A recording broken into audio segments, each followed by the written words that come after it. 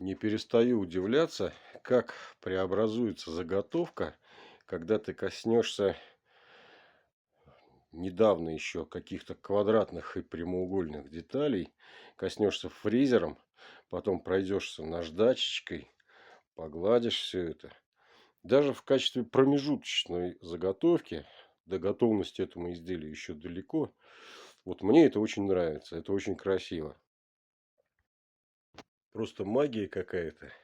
Сколько изделий я уже сделал, каждый раз одно и то же ощущение. Вот только что деталь была квадратная, а вот коснулся, поработал, погладил ручками, и все стало совсем по-другому.